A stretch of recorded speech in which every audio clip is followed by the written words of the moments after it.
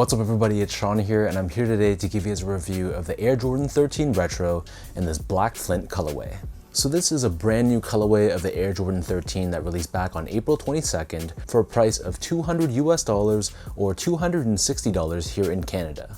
So these were available in full family sizing and they were sold at most sneaker boutiques here in Canada, including the Closet Inc. So the Closet Inc. is my go-to shop for Nike Retros and Jordans, and they're independently owned and operated, located right here in Southern Ontario in Canada. So for all my Canadian viewers out there, I'll link their Twitter, their website, all that good stuff down below, so be sure to check them out, support the independent shops, and be sure to tell them that I sent you. So the official colorway for the black Flint 13 is white, black, university red, and Flint gray, and it's nicknamed the Black Flint colorway because of its similarities to the OG Flint colorway, which utilizes a shade of blue instead of black. And the Flint 13s have easily been one of my favorite Jordan 13 colorways of all time, so that's why I was very curious to pick these up and see how these were in real life. So taking a deep dive into the details, on the toe box you can see this is covered in this slightly tumbled white colored genuine leather.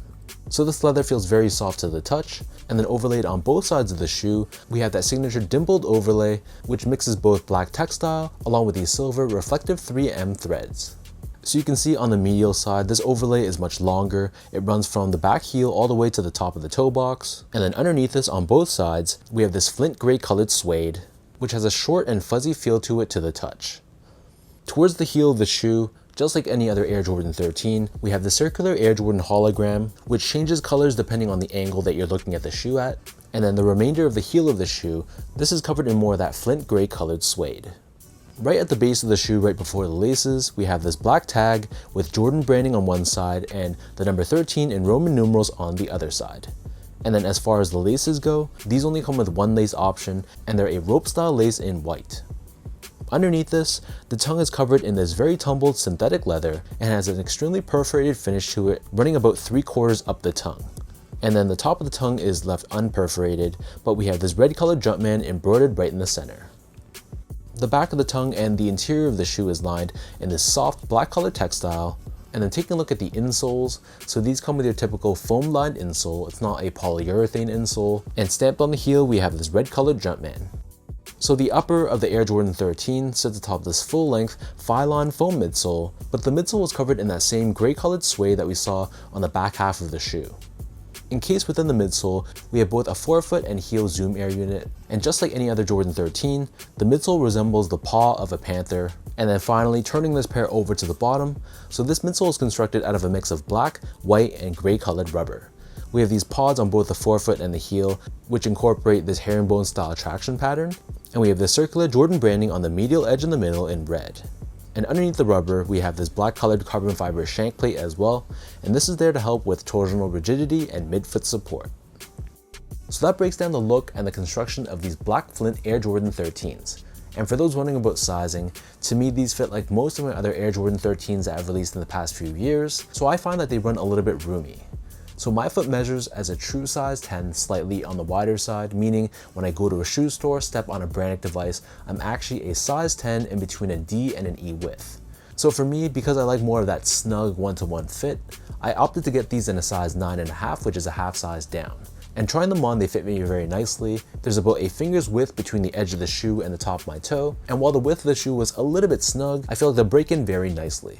However, if you have a really wide foot, or you just like more of a roomy fit, I feel like you can go true to size for this model as well. So it comes down to personal preference, and whatever size you normally wear for recent Air Jordan 13s, I just stick with that same size for this pair as well. Moving on to the comfort, so something I've said before in many Air Jordan 13 reviews in the past, is that this model is surprisingly comfortable. You would think, compared to for example an Air Jordan 11 and 12, they feel more stiff straight out of the box. But the Jordan 13 is surprisingly very lightweight, and I don't know what they did with this Phylon foam, but for this colorway specifically, I felt like the foam was a little bit softer than some of my other Air Jordan 13s. So right from the beginning when I took these out of the box and tried them on, you can really feel that softness and the squishiness of this midsole, but because there's zoom air both underneath the heel and the forefoot, it's not going to be an overly soft and mushy feel. You're still going to get that bounce back and responsiveness as well. So for me, I'm wearing these casually, and I find Jordan 13s to be extremely comfortable, except for the fact that they are a little bit higher cut, so they sort of restrict ankle mobility a little bit, but aside from that, the underfoot feeling I think feels great.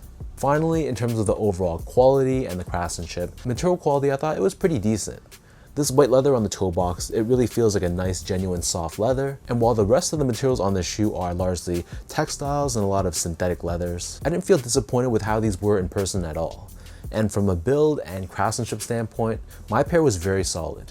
I didn't notice any major flaws at all. I thought the panels were cut and stitched onto the shoe consistently. There were no blemishes or glue marks whatsoever. So kudos to the factory from Jordan Brand for doing a very solid job with this pair.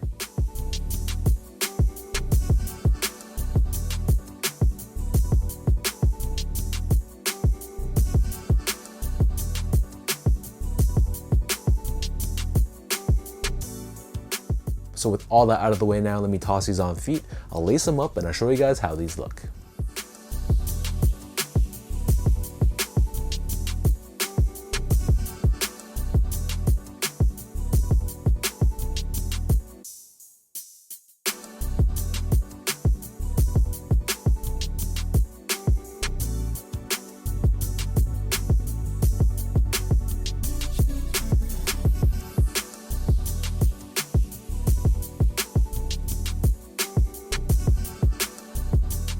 It's pretty interesting how underrated the Air Jordan 13 is. Nowadays, even the Jordan 1 hype is sort of dying, and I feel like the hype is mostly surrounding the Jordan 4 and to a lesser extent the Air Jordan 3. So when a really nice colorway like this drops on the market, it kind of blows my mind to see it sitting across stores across the globe, which to be honest is a good thing if you're a fan of the Jordan 13, because these are almost certainly going to be on sale eventually. When you compare this to, for example, the military black Air Jordan 4, the colorways between the two are pretty similar. It's just one is a 13, which isn't as loved, versus the Jordan 4, which is very loved. So personally speaking, the Jordan 13 is a model that I definitely appreciate. It's right up there on my list after the usual suspects of the Air Jordan 3, 1, and 4. And I think this colorway is very easy to pull off. Black, white, and gray. With that small hint of red, it pretty much goes with whatever you want to rock. So if you couldn't tell by now, I'm pretty happy with how these turned out in real life. So let me know in the comment section down below, what do you guys think about this Black Flint Air Jordan 13? For anyone watching, did you also pick up a pair of these? Are you potentially waiting for these to go on sale, or you're just not a fan of the colorway or the Jordan 13 in general? If you guys like this video, be sure to like, comment, and subscribe to my channel if you haven't yet. You can follow me on Instagram at sgo8, follow my Twitter account at sean.go, and visit my website at seango.ca. So until next time, thank you everyone for watching. Hopefully you guys enjoyed this review, and hopefully it helped you in some way, and I'll catch you guys all in my next review.